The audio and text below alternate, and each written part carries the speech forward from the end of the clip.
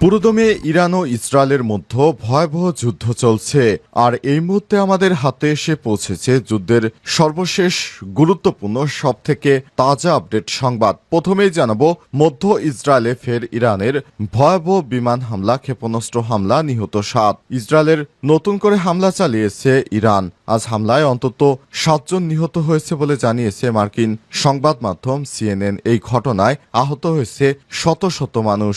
ইসরায়েলের বিভিন্ন স্থাপনা লক্ষ্য করে ইরান ব্যাপক হারে ক্ষেপণাস্ত্র হামলা চালিয়ে যাচ্ছে। এরপর জানাবো, 1 ঘন্টায় 10টি ইসরায়েলি বিমান ধ্বংস করল ইরান। আলহামদুলিল্লাহ, মাত্র 1 ঘন্টার ব্যবধানে ইসরায়েলের 10টি যুদ্ধবিমান ভূপাতিত করার দাবি করেছে ইরান। দেশটির সামরিক বাহিনীর সূত্র থেকেই খবর দিয়েছে সূত্র মেহের নিউজ এজেন্সির। এদিকে সামরিক অভিযানে যোগ দিতে ইসরায়েলের অনুরোধ নাকচ করল যুক্তরাষ্ট্র। ইরানের বিরুদ্ধে সামরিক অভিযানে যোগ দিতে যুক্তরাষ্ট্রের কাছে আবেদন জানিয়েছিল ইসরায়েল, কিন্তু জায়নবাদীদের সেই অনুরোধ প্রত্যাখ্যান করেছে তাদের ঘনিষ্ঠ মিত্র যুক্তরাষ্ট্র। আজ এই তথ্য জানিয়েছে ইসরায়েলি গণমাধ্যম। এবারে জানাবো, ইসরায়েলকে সহায়তাকারী ব্রিটিশ যুদ্ধজাহাজ আটক করল ইরান। রাতে ইরানে চালানো ভয়াবহ অভিযানে ইসরায়েলকে সহায়তার অভিযোগে একটি ব্রিটিশ যুদ্ধজাহাজকে আটক করেছে ইরানের নৌবাহিনী। আজ এক প্রতিবেদনে তথ্য জানিয়েছে বার্তা সংস্থা আনাদুলু। এবং সর্বশেষ জানাবো, গোপালগঞ্জে 6 যানবাহনের সংঘর্ষ, পুলিশ সদস্য সহ নিহত 2।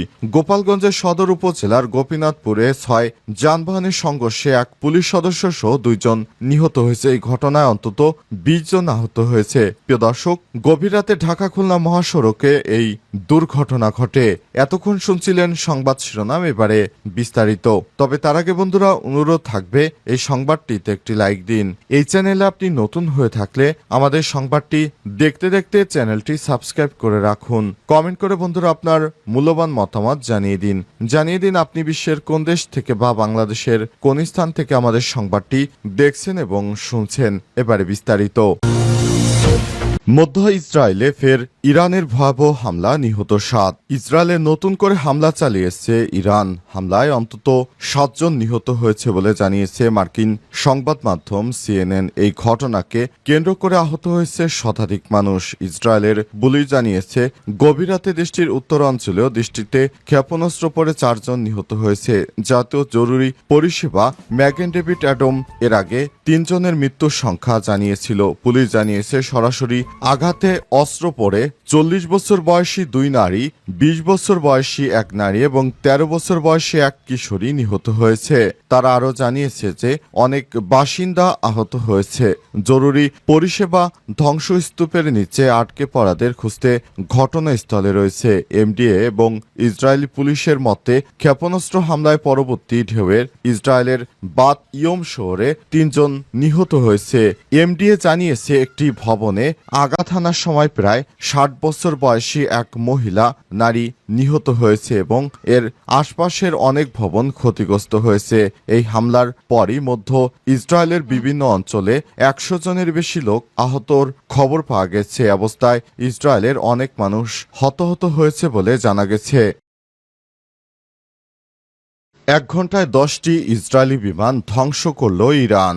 মাত্র 1 ঘন্টার ব্যবধানে ইসরায়েলের 10টি অত্যাধুনিক F-35 যুদ্ধবিমান ভূপাতিত করার দাবি করেছে ইরান। দেশটির সামরিক বাহিনীর সূত্রে এমন খবর জানিয়েছে খবর মেহের নিউজ এজেন্সির। ইরানের খাতামাল আনবিয়া আকাশ প্রতিরক্ষা ঘাঁটির কমান্ডার মেহের নিউজকে জানিয়েছে শেষ 1 ঘন্টার ব্যবধানে তারা দখলদার ইসরায়েলে 10টি সামরিক বিমান ধ্বংস করে দিয়েছে। তবে এ বিষয়ে বিস্তারিত জানা যায়নি। ইসরায়েলের পক্ষ থেকে কোনো সতর্ক বার্তা আসেনি। দাবি বিমানগুলো আসলে যুদ্ধবিমান, ড্রোন নাকি নজরদারি চালানো বিমান সে ব্যাপারে স্পষ্ট করে কোনো কিছু জানা যায়নি। তবে এই ঘটনার পর ঘোষণা দিয়ে ইসরায়েলে ব্যাপক হামলা চালায় ইরান। এতে অন্তত 20 জন সহ 100 জন আহত হয়েছে, যাদের 1 জনের অবস্থা গুরুতর এবং 4 জন মারা গেছে। ইসরায়েলের জরুরি পরিষেবা MDA জানিয়েছে হাইফা শহরের পাশে ইরান থেকে নিক্ষেপ করা ক্ষেপণাস্ত্রের আঘাতে 5 জন নিহত হয়েছে। গ্যালিলিও এলাকায় একটি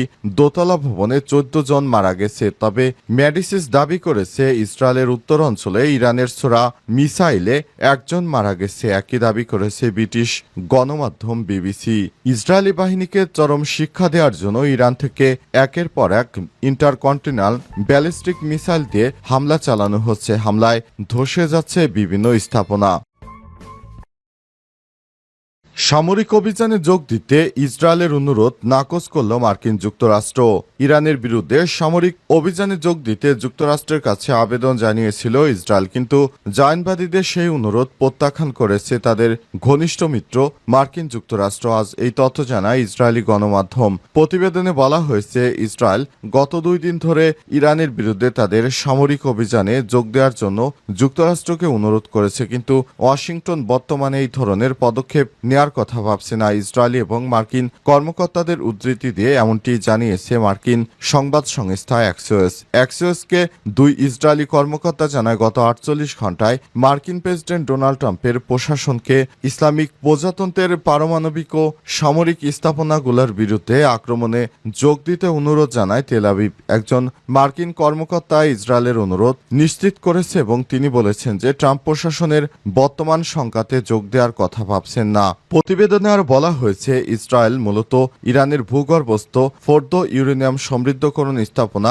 ধ্বংস করার জন্য আমেরিকার সহায়তা চেয়েছে, যা ইসরায়েলের একক ও সামরিক সক্ষমতার মধ্যে নেই বলে ধারণা করা হচ্ছে। হোয়াইট হাউসের একজন জ্যেষ্ঠ কর্মকর্তা অ্যাক্সিওসকে জানিয়েছে ইরানের জায়নবাদীদের হামলার সঙ্গে যাই ঘটুক না কেন তা রোধ করা যাবে না। তবে ইরান যদি রাজি থাকে তবে এই সংঘাতের একটি সফল শান্তিপূর্ণ সমাধানের জন্য আমাদের আলোচনা করার ক্ষমতা রয়েছে। ইরানের শান্তি অর্জনের দ্রুততম উপায় হল তার পারমাণবিক অস্ত্র কর্মসূচি ত্যাগ করা। তবে ইসরায়েলি কর্মকর্তাদের উদ্ধৃতি দিয়ে অ্যাক্সিওস জানিয়েছে ট্রাম্প সম্প্রতি প্রধানমন্ত্রী বেঞ্জামিন নেতানিয়াহুকে বলেছেন তেহরানকে পারমাণবিক অস্ত্র অর্জন থেকে বিরত রাখার জন্য যদি এই ধরনের পদক্ষেপ প্রয়োজন হয় তবে আমেরিকা ফোর্দো সাইটে হামলার কথা বিবেচনা করবে।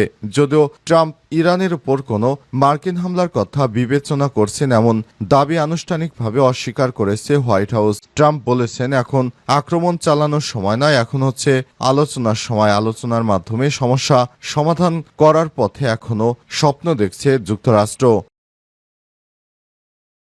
গোপালগঞ্জে 6 যানবাহনের সংঘর্ষ, পুলিশ সদস্য সহ নিহত 2।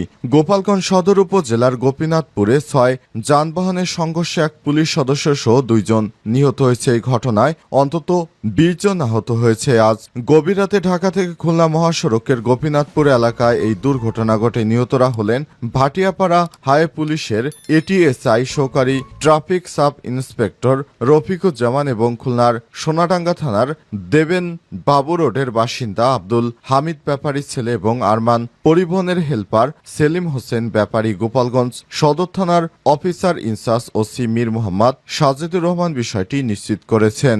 এ সময় তিনি জানান গভীর রাতে ঢাকা থেকে খুলনাগামী আরমান পরিবহনের একটি বাস গোপীনাথপুর এলাকায় পৌঁছলে পেছন থেকে একটি ট্রাককে ধাক্কা দেয়। তে বাসটি ক্ষতিগ্রস্ত হয় এবং যাত্রীদের উদ্ধারকালে দ্রুতগতিতে আসা আরো 3টি বাস এবং একটি প্রাইভেট কারের সংঘর্ষ হয়। রাত 2:30 থেকে 3:30 পর্যন্ত চলা এই সিরিজ দুর্ঘটনায় ঘটনাস্থলে এটিএসআই রফিকুল ইসলাম ও হেলপার সেলিম হোসেন ব্যাপারী প্রাণ হারান। দুর্ঘটনার খবর পেয়ে তাৎক্ষণিকভাবে পুলিশ ও সেনাবাহিনী ফায়ার সার্ভিস ঘটনাস্থলে পৌঁছে উদ্ধার কার্যক্রম পরিচালনা করে আহতদের গোপালগঞ্জ 250 শয্যা বিশিষ্ট জেনারেল হাসপাতালে ভর্তি করা হয়েছে। পরবর্তী দুর্ঘটনা কবলিত যানবাহন সরিয়ে নেওয়ার পর প্রায় 2 ঘন্টা বন্ধ থাকার পর ঢাকা খুলনা মহাসড়কে যান চলাচল স্বাভাবিক হয়েছে।